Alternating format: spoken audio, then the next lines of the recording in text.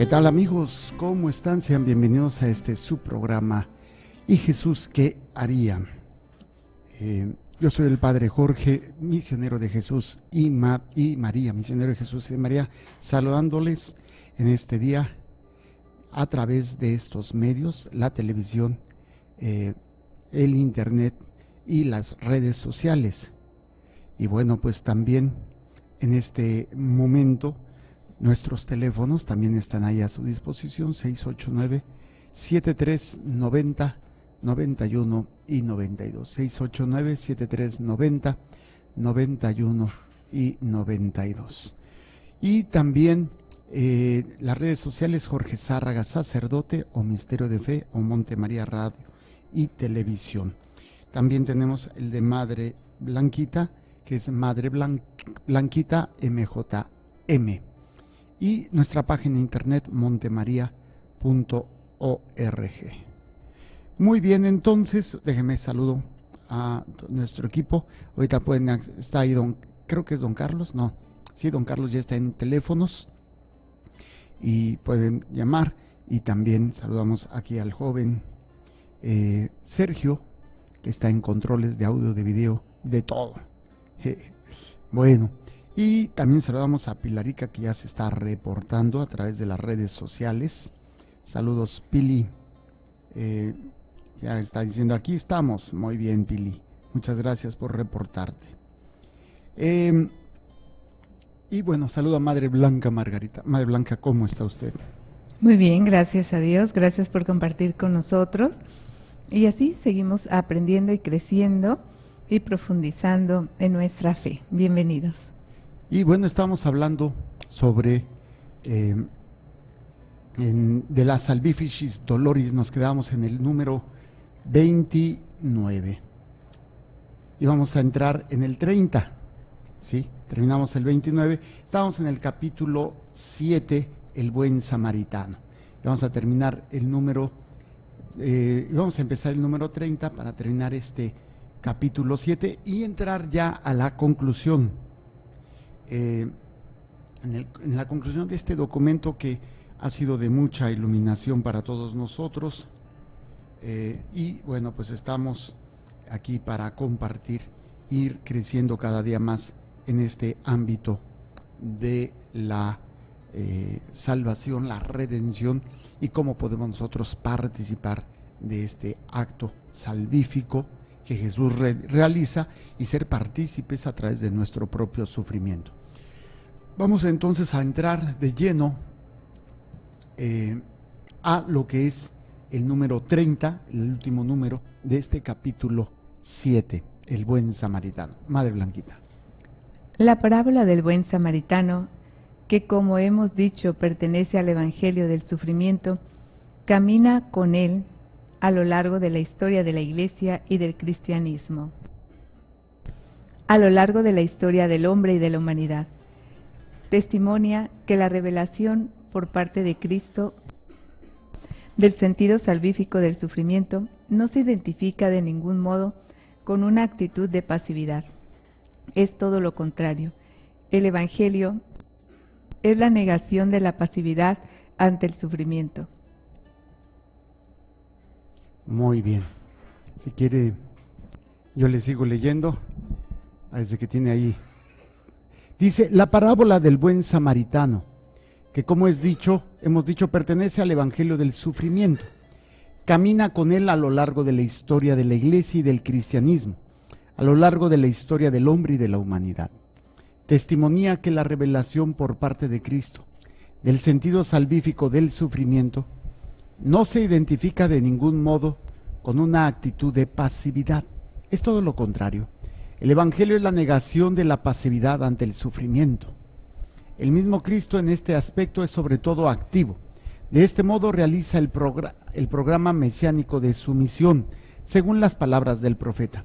El Espíritu del Señor está sobre mí porque me ungió para evangelizar a los pobres.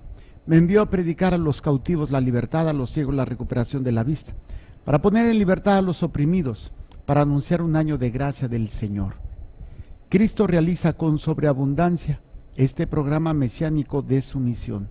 Él pasa haciendo el bien y el bien de sus obras destaca sobre todo ante el sufrimiento humano.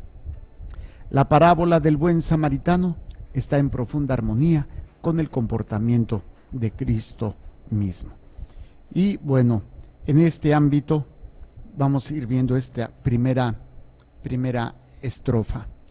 Dice así: la parábola del buen samaritano, que es lo que se ha tratado todo este capítulo 7, como hemos dicho, pertenece al evangelio del sufrimiento. Camina con él a lo largo de la historia de la iglesia y del cristianismo, a lo largo de la historia del hombre y de la humanidad, ¿sí? O sea, es algo que es muy importante porque vamos a ir descubriendo y entendiendo algunos elementos que están ahí latentes en nuestra vida diaria y que pues tenemos nosotros que saber interpretar, saber leer el sufrimiento, el dolor. Hablamos de que hay un dolor más grande que a veces el dolor físico, el dolor del alma. Ese dolor por el daño que nos hacen nuestros seres queridos, por todo lo que se da en este elemento de lo que es la vida del sufrimiento que acompaña a todo aquel que cree en Cristo, que quiere seguir a Cristo. Porque los que no creen en Cristo no entienden el valor del sufrimiento y salen huyendo. Y van a tratar de evitar a cualquier costo el sufrimiento.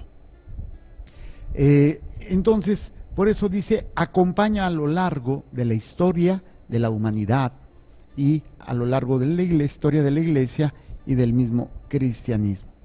Testimonia que la revelación por parte de Cristo del sentido salvífico del sufrimiento no se identifica de ningún modo con una actitud de pasividad, que esta es la mentalidad que se tenía, bueno, pues esto es lo que me tocó sufrir, pues ahora me aguanto, pero con una pasividad de, pues no puedo hacer nada, pero me amargo, no puedo hacer nada y me deprimo, no puedo hacer nada y me suicido, o no puedo hacer nada y me vuelvo violento, agresivo, no sé, es una pasividad que no es la que el Señor nos enseña, y va a ser muy importante entender esto.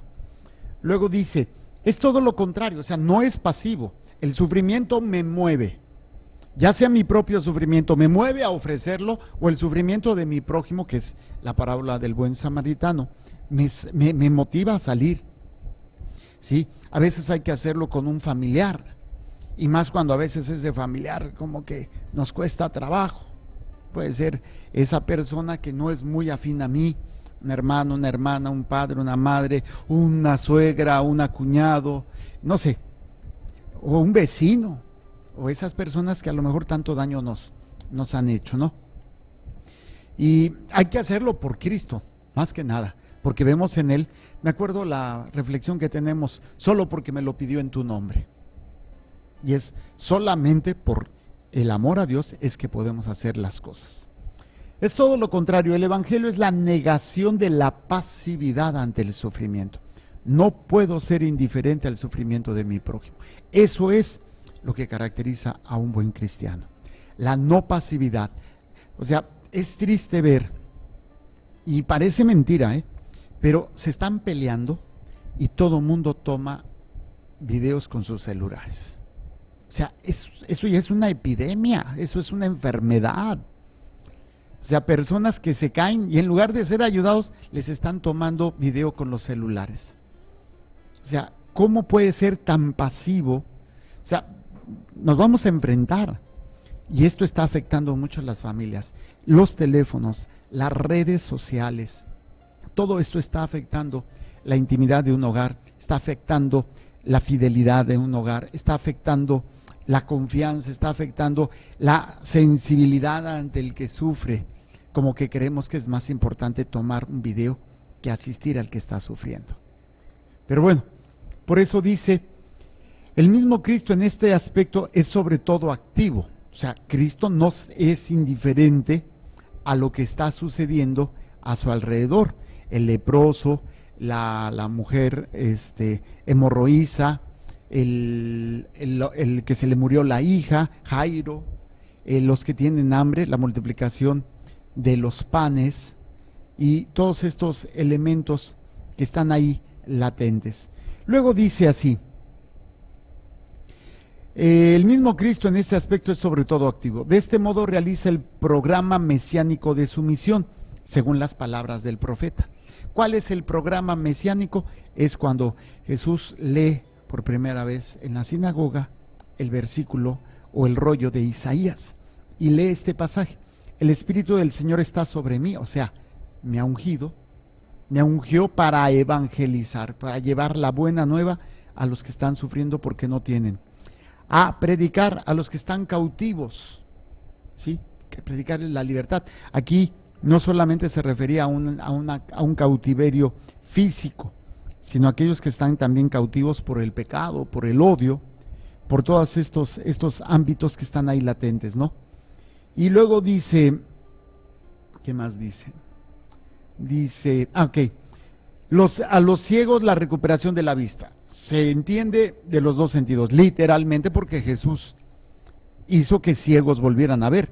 Acuérdense del que hizo saliva, untó tierra con saliva y se lo puso en los ojos, ¿sí?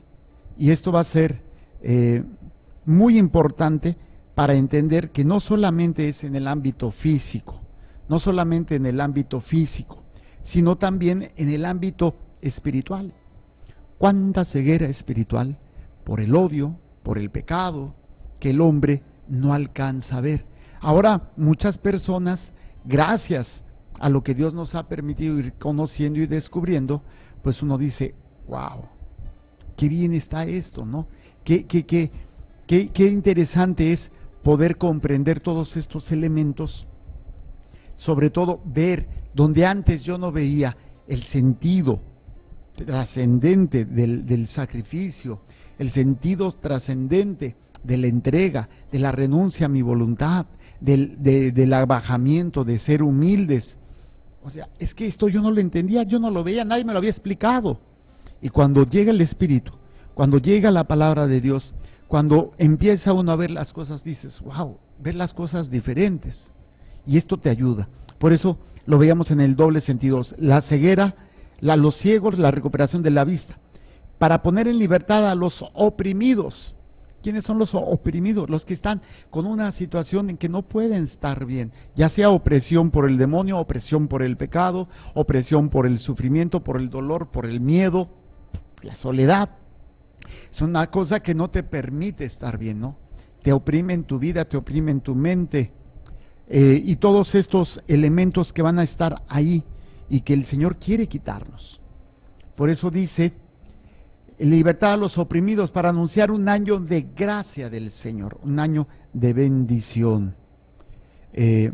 Y bueno, va a ser muy interesante esto, porque el año de gracia va a ser muy importante para todos nosotros. Entonces, ¿qué es el año de gracia? Es el año donde el Señor, obviamente no se refiere a un 365 días, se refiere a todo el tiempo. Estamos en un tiempo de misericordia, porque cuando venga el tiempo de la justicia, ay compadre, ahí ya se acabó, que es el juicio. Ahorita no estamos en juicio, estamos en la misericordia. Dios quiere salvarnos.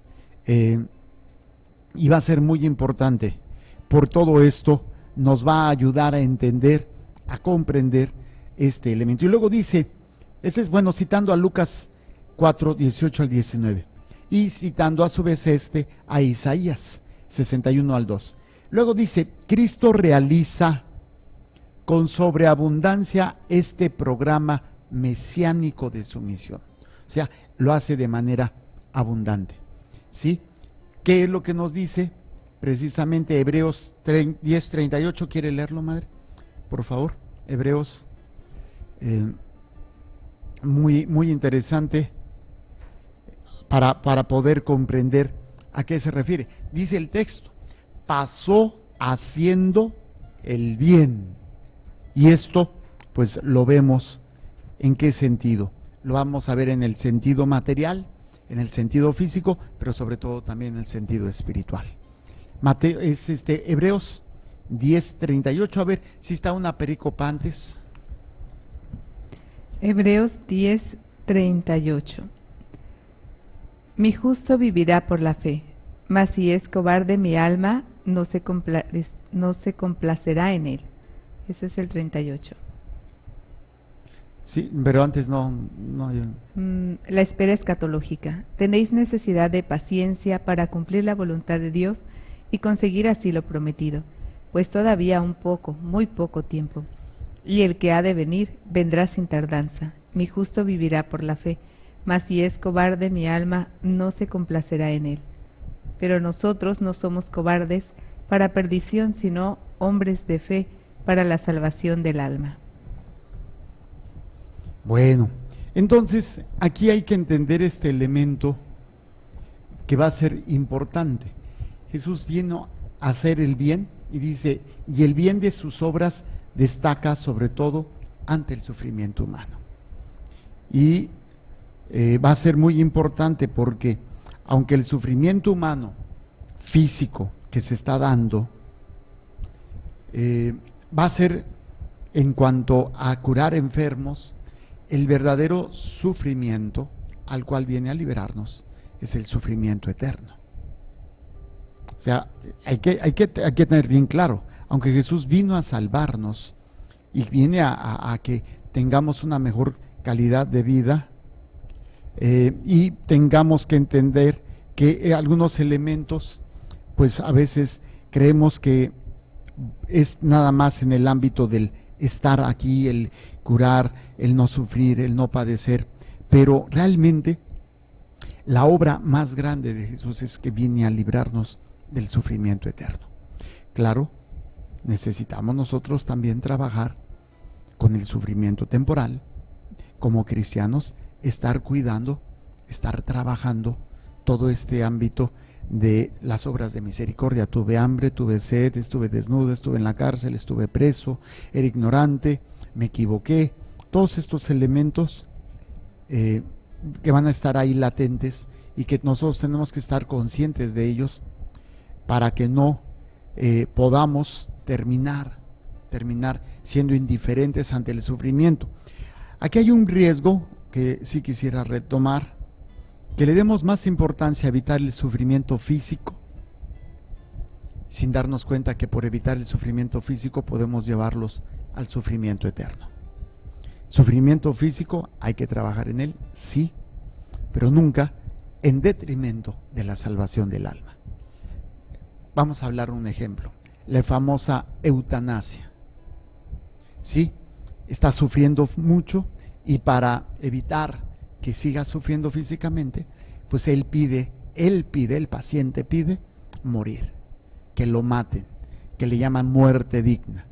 Pues obviamente, por evitar un sufrimiento físico, se está ganando el sufrimiento eterno, porque comete suicidio, y conscientemente ante esta realidad, y también el que lo hace, ¿no? También aquel que lo hace, y que termina matando por caridad al otro para que no sufra. Pues obviamente no funciona de esa manera. ¿Ok? Esto nos va a ayudar a entender varios aspectos. Él pasa haciendo el bien y el bien de sus obras destaca sobre todo ante el sufrimiento humano. Repito, el sufrimiento físico, obras de misericordia, pero nunca en detrimento de la salvación del alma. Si he de sufrir aquí, pero gano la vida eterna, amén. Pero si yo puedo evitar el sufrimiento aquí y pierdo la vida eterna, no. Obviamente poca gente tiene esta conciencia y esta madurez para decir, no, es que yo no quiero esto, yo prefiero el sufrimiento aquí al sufrimiento eterno. Esto yo lo manejo mucho con las mamás, cuando se preocupan tanto, así como que están tan angustiadas porque sus hijos están sufriendo. Y bueno, pues en este ámbito uno dice, no, oye, déjalos que sufran, preferible que sufran aquí y que no sufran en la eternidad. Pero a veces, pues los papás no lo entendemos o no queremos verlo porque terminan en una confusión, en un ámbito de dañar más a los hijos. Ok, entonces dice, la parábola del buen samaritano está en profunda armonía con el comportamiento de Cristo mismo. Él sale al encuentro del ser humano que sufre físicamente, pero quiere evitarles el sufrimiento eterno. ¿Quiere leernos la siguiente estrofa? Esta parábola entrará finalmente por su contenido esencial en aquellas desconcertantes palabras sobre el juicio final que Mateo ha escogido en su Evangelio. Venid benditos de mi Padre, tomad posesión del reino preparado para vosotros desde la creación del mundo. Porque tuve hambre y me disteis de comer, tuve sed y me disteis de beber, preso y vinisteis a verme.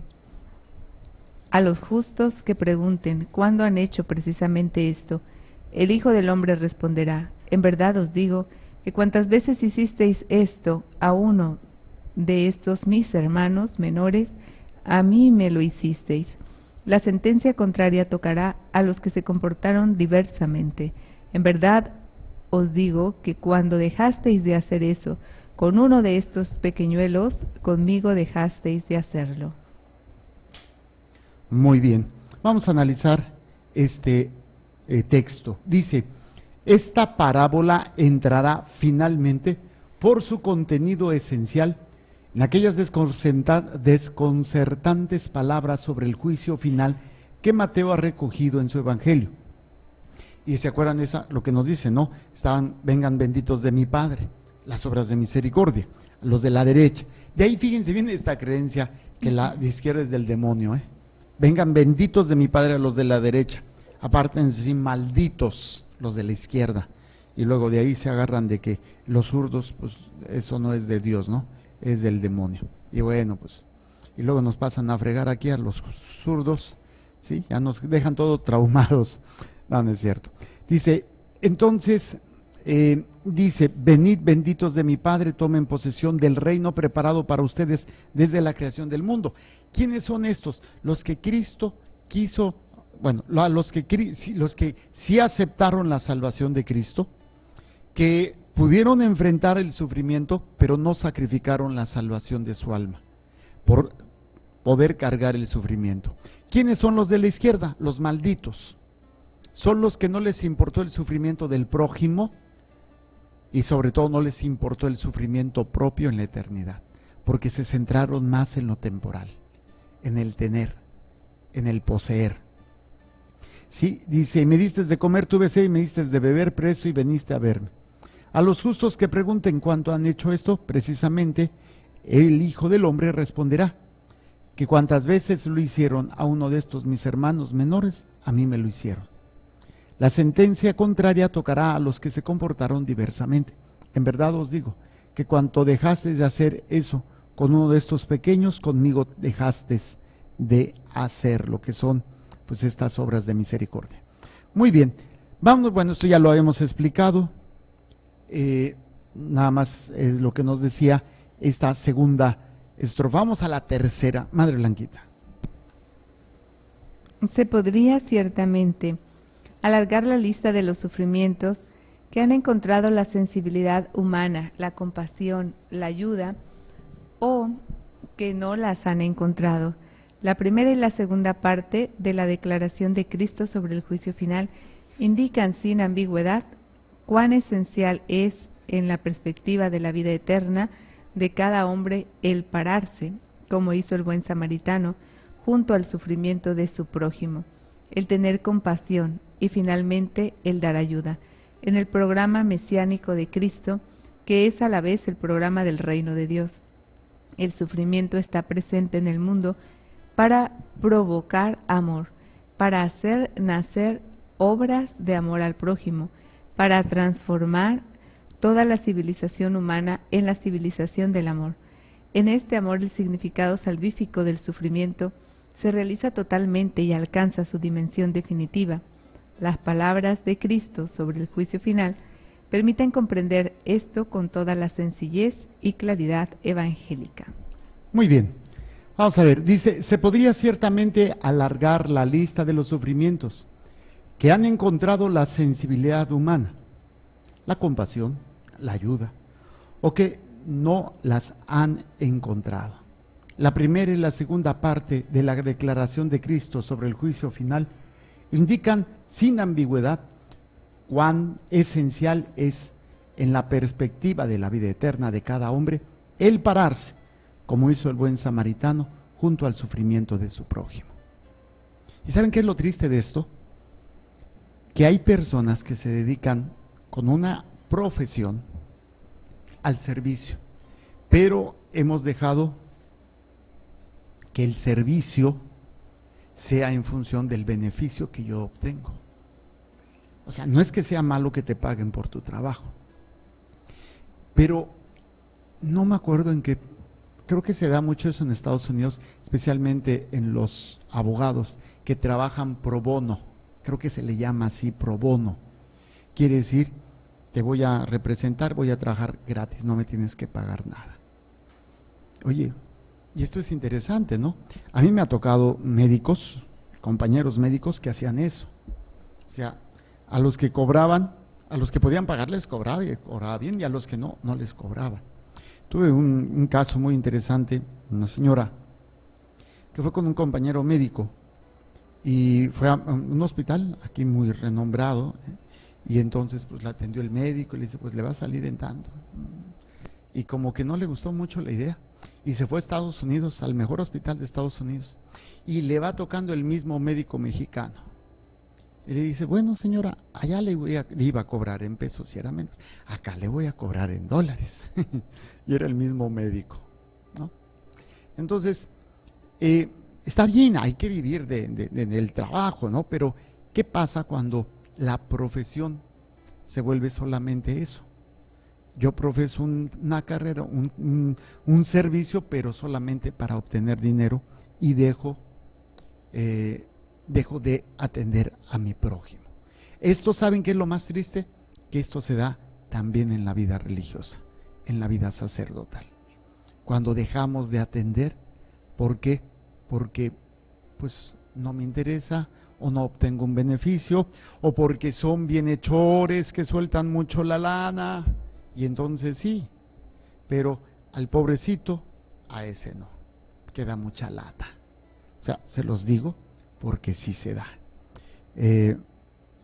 Y que va a ser muy interesante para poder entender esto que está sucediendo en la vida, en el servicio, en lo que el ser humano tiene que hacer, que es el trabajar en la entrega, en el servicio por las necesidades del prójimo. Si yo tengo una especialidad, si yo tengo una carrera, puedo ayudar. Claro, tengo que mantenerme, pero no quiere decir que sea indiferente o inmune al sufrimiento del prójimo. Y esto es a lo que se refiere. Dice, se podría ciertamente alargar la lista. Dice, junto al sufrimiento de su prójimo, el tener okay. Se podría ciertamente alargar la lista de los sufrimientos que han encontrado la sensibilidad humana y la compasión, la ayuda, o de los que no han encontrado. La primera y la segunda parte de la declaración de Cristo sobre el juicio final indican sin ambigüedad cuán esencial es, en la perspectiva de la vida eterna de cada hombre, el pararse, como hizo el buen samaritano, junto al sufrimiento de su prójimo. O sea, quiero llegar a la vida eterna, no puedo ser indiferente al sufrimiento de mi prójimo. Y aquí hay que hablar del prójimo, empezando con mi propia familia, luego mis, ¿cómo se llama? Pues mis familiares, mis amigos, vecinos. O sea, hay que cuidar mucho eso y ser en ese servicio para poder trabajar en ello. Muy bien. Y dice más adelante, como hizo el buen samaritano junto al sufrimiento de su prójimo, el tener compasión y finalmente el dar ayuda. Porque, ay, pobrecito, pero no haces nada. O le curo las heridas, lo llevo e incluso voy más allá. Dejo dinero para que lo atiendan. ¿Sí? En el programa mesiánico de Cristo, que es a la vez el programa del reino de Dios, pues cuando hablamos del reino de Dios o del programa mesiánico, pues es precisamente esto, la caridad, el servir al que no tiene. Dice, en el programa mesiánico de Cristo, que es a la vez el programa del reino de Dios, El sufrimiento está presente en el mundo para provocar amor. Óiganlo bien. Esto creo que suena lógico. A ver si me lo... ¿Por qué existe el sufrimiento? Ya lo hemos hablado anteriormente. El sufrimiento es el hombre que está siendo tocado por el mal. El hombre que sufre es tocado por el mal. El mal, el sufrimiento, es obra de Satanás y él ha provocado todo eso. Entonces, el ser humano sufre porque está tocando el sufrimiento, está tocando el mal. Ya sea lo tocan a él porque alguien le está haciendo daño o él se hizo daño y está viviendo las consecuencias. Pero el sufrimiento que Dios permite, porque el hombre tiene esa libertad, es para suscitar el amor. Suscitar el amor, o sea, esa caridad que se traduce en el me preocupo por ti, me preocupo por tus necesidades, por todo lo que estás pasando. Esto lo dice el Papa en este documento. Dice, el tener compasión y finalmente el dar ayuda. En el programa mesiánico de Cristo, que es a la vez el programa del reino de Dios, el sufrimiento está presente en el mundo para provocar amor, para hacer nacer obras de amor al prójimo, para transformar toda la civilización humana en la civilización del amor. O sea, ¿cómo puedo yo enfrentar toda esta realidad? Pues a través de que el sufrimiento del prójimo me haga servir al otro, amar, y entonces se empieza a construir la civilización del amor. O sea, el Señor viene a destruir la obra de Satanás, el sufrimiento y todo esto, porque el sufrimiento, en lugar ya de verlo como algo ajeno a mí, me lleva a salir al encuentro del que sufre para servirlo, cuidarlo, asistirlo, por amor. Genera en mí esa capacidad. Y yo les puedo decir que ha habido gente que ha sido capaz de servir a otros y esto les ha servido para la salvación. Dice un refrán, ¿no? La caridad borra un sinfín de pecados. La caridad. A veces, desgraciadamente, la caridad la hacemos como que, hey, miren lo que estoy haciendo, estoy dando yo mucho dinero, miren, yo me he sacrificado por esto. Ya no es, ya no funciona, ya no es correcto, ya estás perdiendo todo mérito. Que tu mano derecha no sepa lo que hace tu mano izquierda. Y va a ser muy importante. Ok, seguimos con este. Dice así. El sufrimiento, tener compasión y finalmente el dar ayuda. En el programa mesiánico de Cristo, que es a la vez programa del reino de Dios, el sufrimiento está presente en el mundo para provocar amor, para nacer obras de amor al prójimo, para transformar toda la civilización humana en la civilización del amor. Fíjense qué interesante. Esto el Papa lo mencionó varias veces, ¿no? La civilización del amor. Luego dice, en este amor el significado salvífico del sufrimiento se realiza totalmente y alcanza su dimensión definitiva. En el amor, en este amor que es precisamente la civilización del amor, en donde no me es indiferente el sufrimiento del otro, ¿sí? El significado salvífico del sufrimiento se realiza totalmente y alcanza su dimensión definitiva. Las palabras de Cristo sobre el juicio final permiten comprender esto con toda la sencillez y claridad evangélica. Muy bien, vamos a la última estrofa de este capítulo 7, el buen samaritano, y con esto terminaríamos el capítulo 7 para entrar ya después a lo que sería el último capítulo y el último número, la conclusión. Vale. Nos dice, estas palabras sobre el amor, sobre los actos de amor relacionados con el sufrimiento humano, nos permiten una vez más descubrir en la raíz de todos los sufrimientos humanos el mismo sufrimiento redentor de Cristo. Cristo dice, a mí me lo hicisteis. Él mismo es el que en cada uno experimenta el amor. Él mismo es el que recibe ayuda, cuando esto se hace a cada uno que sufre sin excepción. Él mismo está presente en quien sufre, porque su sufrimiento salvífico se ha abierto de una vez para siempre a todo sufrimiento humano, y todos los que sufren han sido llamados de una vez para siempre a ser partícipes de los sufrimientos de Cristo, así como todos son llamados a completar con el propio sufrimiento lo que falta a los padecimientos de Cristo. Cristo al mismo tiempo ha enseñado al hombre a hacer el bien con el sufrimiento y a hacer el bien a quien sufre. Bajo este doble aspecto ha manifestado cabalmente el sentido del sufrimiento. Dice así, estas palabras sobre el amor, sobre los actos de amor relacionados con el sufrimiento humano, nos permiten una vez más descubrir en la raíz de todos los sufrimientos humanos el mismo sufrimiento redentor de Cristo. Recuerden que el ser humano sufre, y el que sufre ahí nos podemos identificar con Cristo, todos los que sufrimos. Y bueno, va a ser muy interesante. Dice, Cristo dice, a mí me lo hiciste. Esta es la clave.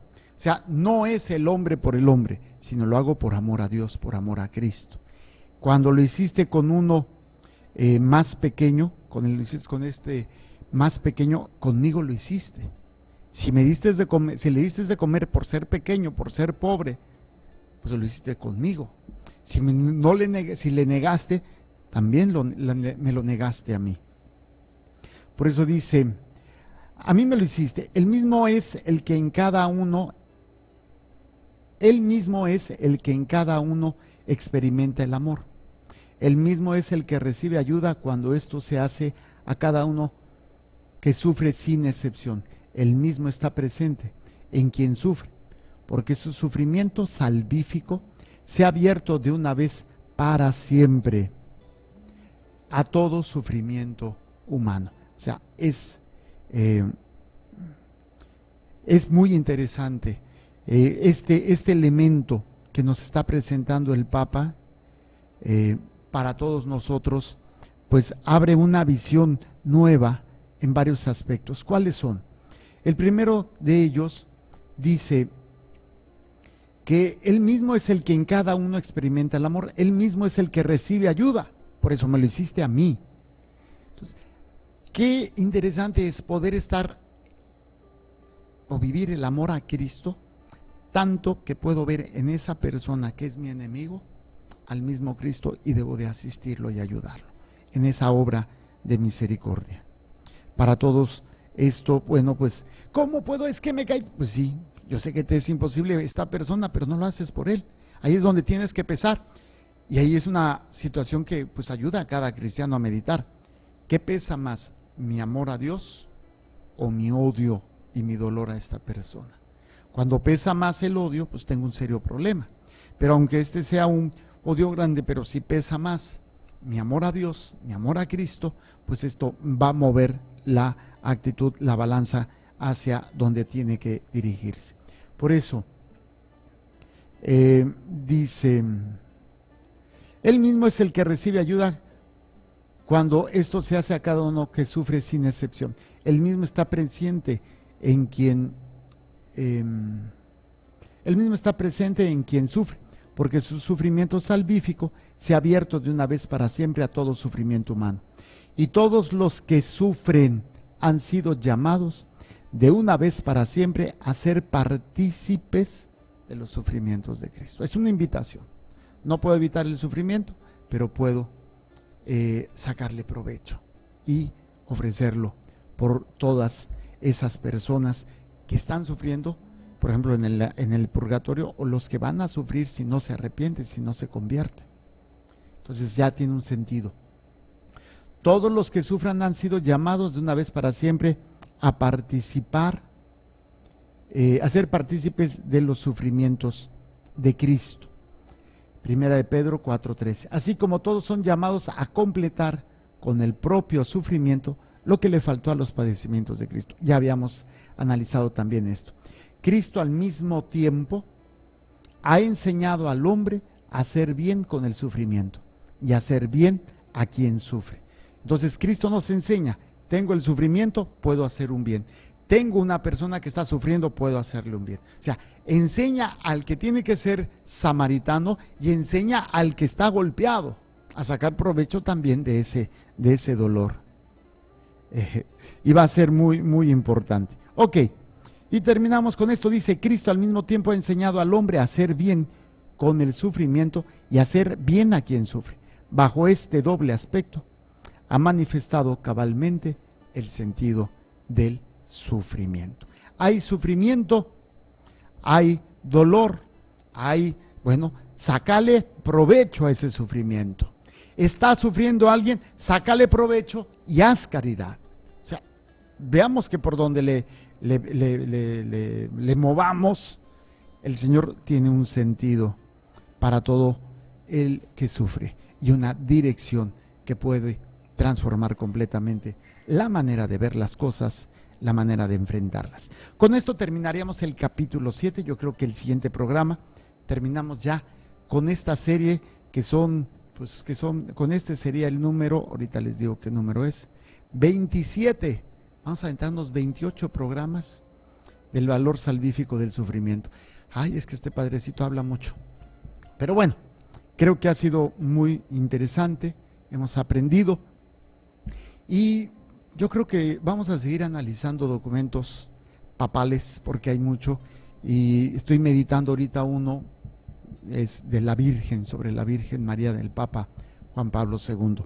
Pero bueno, vamos a ver que Dios nos vaya marcando qué es lo que quiere que aprendamos. Yo estoy aprendiendo junto con ustedes. Que el Señor les bendiga y les proteja, haga resplandecer su rostro sobre ustedes y les conceda su favor. Que el Señor les mire con benevolencia y les conceda la paz. Amén. Jesús, que tu sangre pura y sana circule en estos cuerpos enfermos y que tu cuerpo puro y sano transforme estos cuerpos débiles y que una vida sana y vigorosa palpite dentro de ellos. Amén. Y la bendición de Dios Todopoderoso, Padre, Hijo y Espíritu Santo, descienda sobre ustedes y permanezca para siempre. Amén. Muchísimas gracias. Continúen con nuestra programación. Solamente recuerden, Dios es amor y te ama. Te ama.